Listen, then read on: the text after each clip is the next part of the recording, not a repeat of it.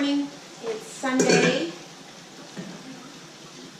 11 a.m., May 21st. Welcome back. Let's see.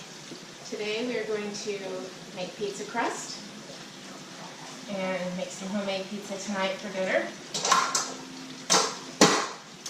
And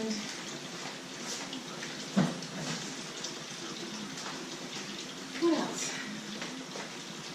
We'll probably swim, weather permitting. And I don't know. Rob is outside cleaning the gutters. Nobody likes to do that, but he's doing it because you have to maintain your home. So the flour came in from Amazon because I can't find it anywhere around here. So, well,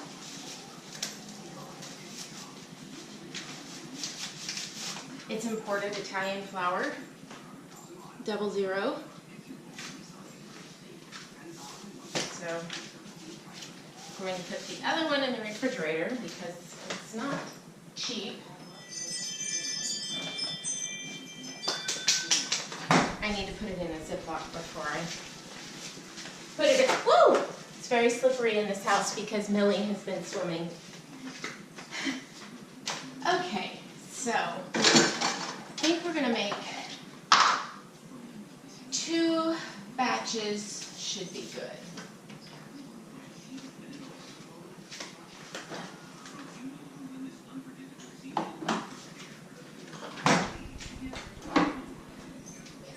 So we need the flour, the yeast,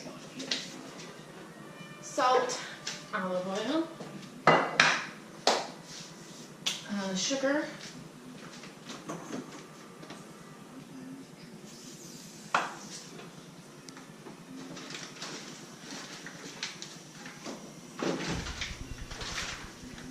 little bit of sugar, and I believe that's it. So we need to get the water warm. You want to be able to put your hand in the water, but you don't want it body temperature. You want it a little warmer. Too hot and you'll kill the yeast. So,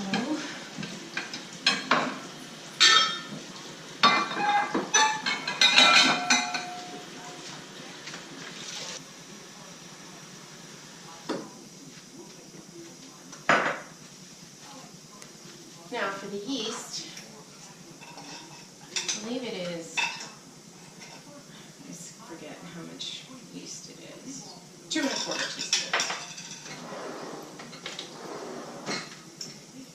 So it's 1, 2,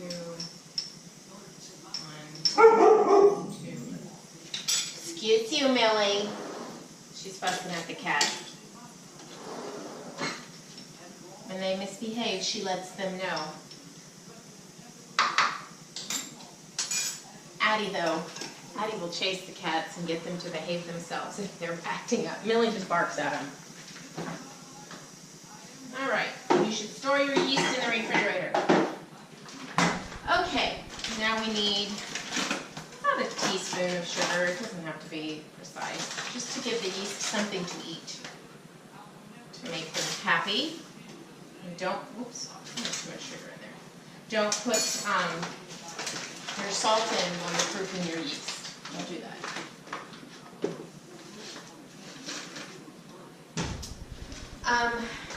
This time I think I'm going to use all 00 flour. Sometimes I use regular flour and bread flour.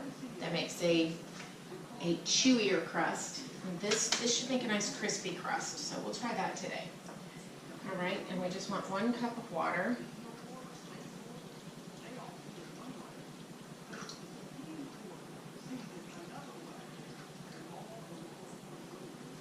I usually just guess.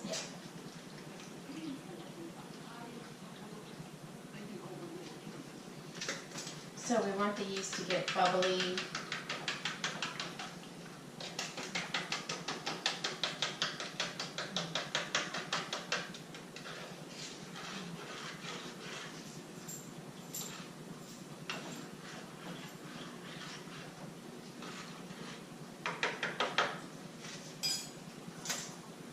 takes a few minutes.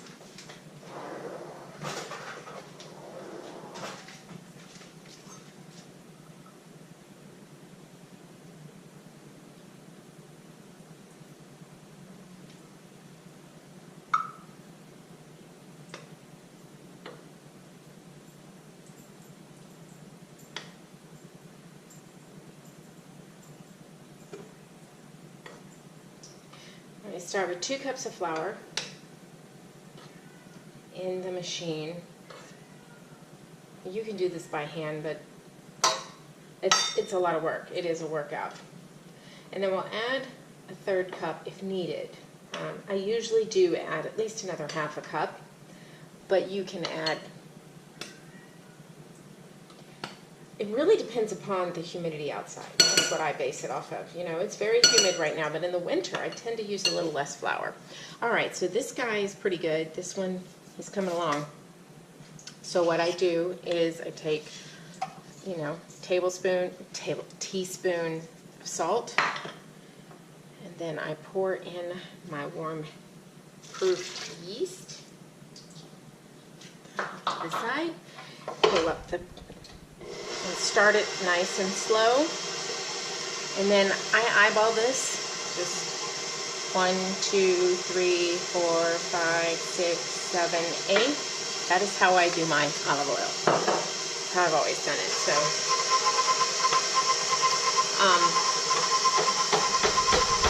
get that to really start moving around. And then this is very wet, so we're going to go ahead and put about a ½ a cup of flour in, and we're just going to let it go.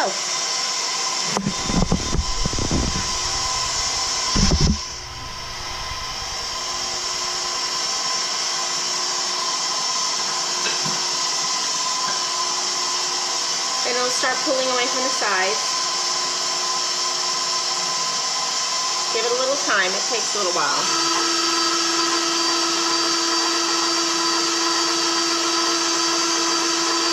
I can see it's still very sticky, so we're going to add a little more flour. That's good.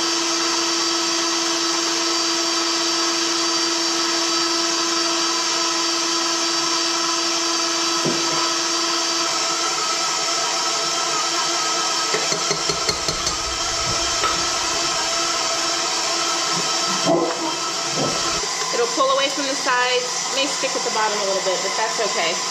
And then we're just going to let it kind of go for a couple of minutes.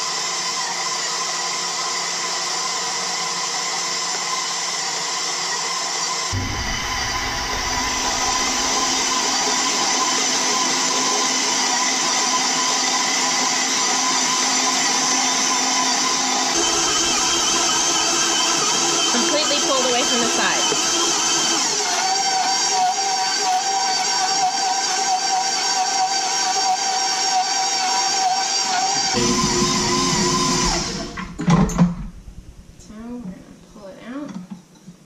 Will be a little sticky. That's fine. If it bothers you, you can put some flour on your hands.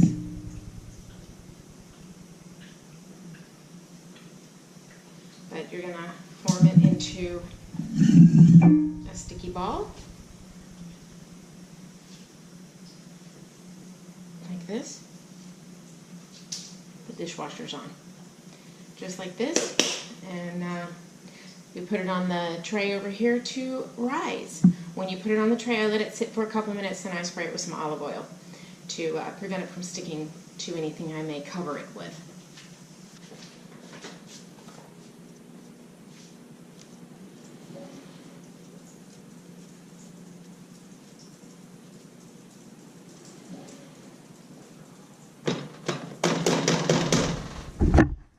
There we go. Much better. Now we just let it rise. Usually I let it rise, come up, and then I'll punch it down and let it rise again. So a double rise, and it's even better if you stick it in the fridge for the next day. But we don't have time for that today.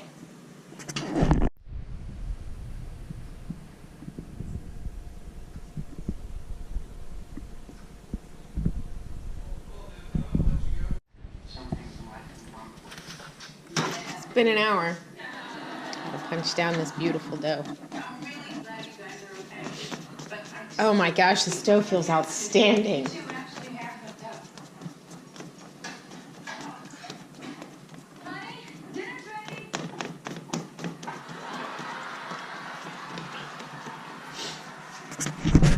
Back in an hour.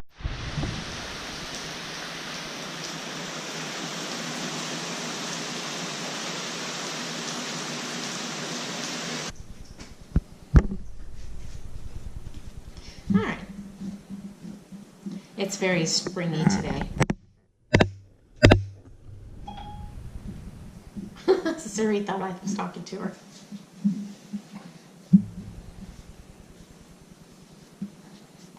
All right.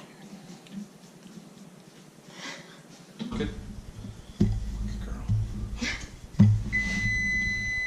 All right, the oven's at 550. We can make it go a little hotter, but the stone's in there, so I think we're okay. Got a couple of thin spots from manipulating it the way we did. That's fine. Oh. That flour. Mm-hmm.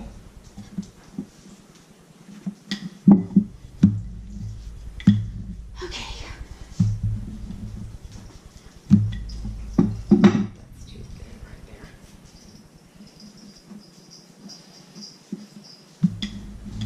Fixed. Yeah.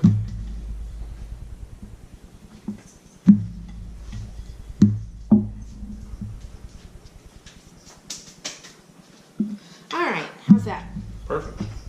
Okay, now we take the peel and some semolina because flour is just too dusty on the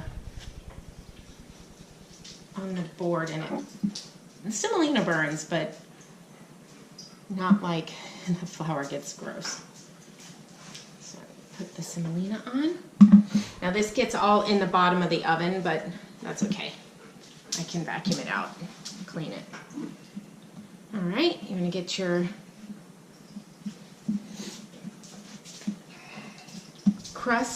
your sauce.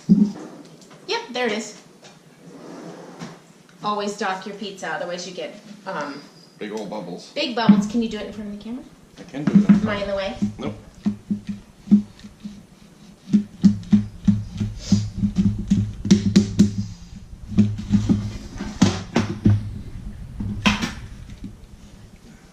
Whoops.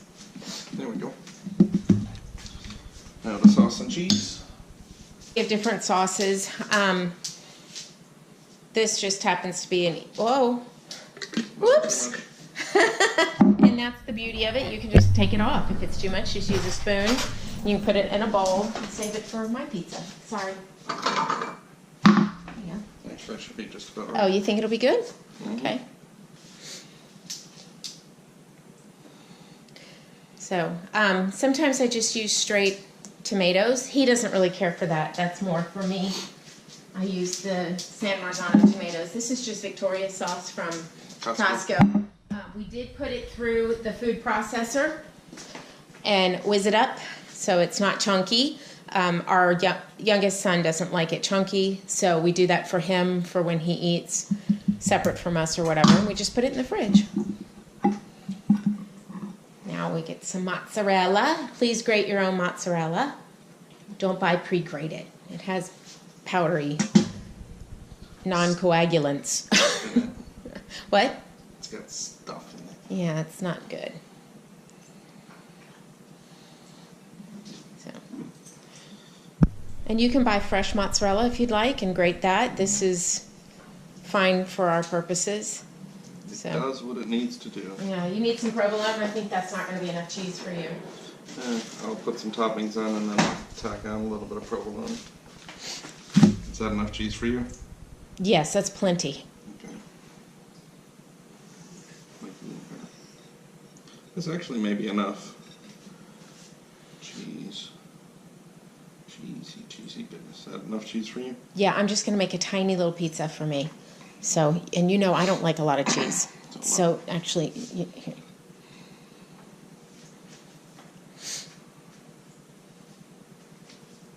Okay.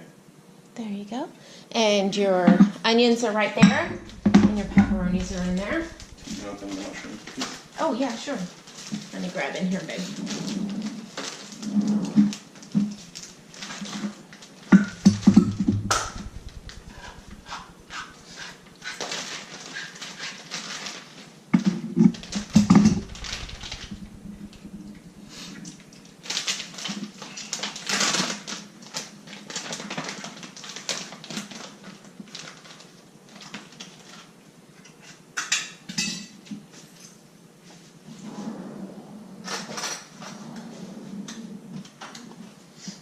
Look at those beautiful big pepperonis.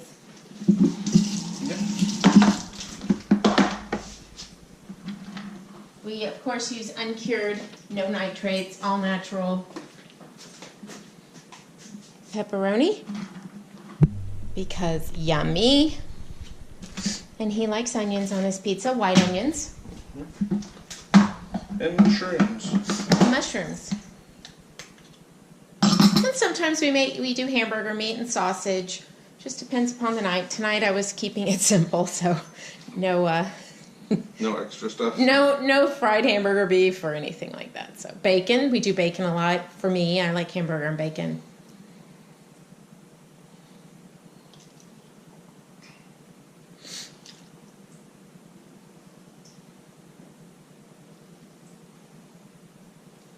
I think we should be good. Yeah? Alrighty, now here comes the tricky part. So the liquid from the sauce gets on there and you have to get that semolina to really loosen it up. There we go. Nice and slidable. And you come and you put it right at the edge of your pan and work it to the edge and pull it off. Woo, we're a little big there. That's okay.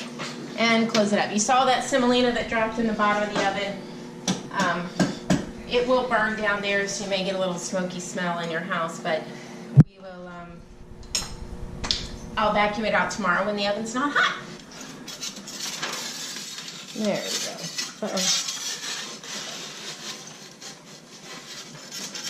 I don't think it's done cooking. It is. It's just. There we go.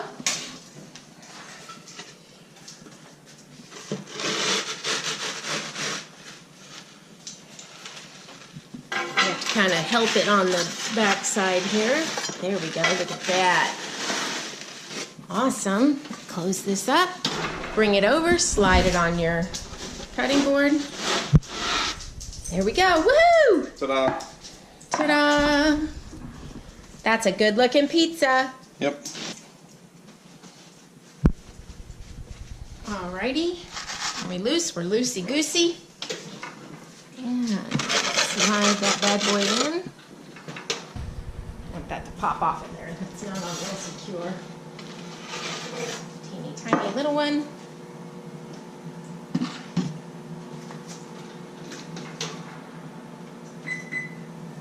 Okay. That's it. Put that little pizza on there. And I will let it cool for a little bit. I obviously like my pizzas a little bit more crispy than Rob does. So that's it. Good night. Good night. See you tomorrow. Bye.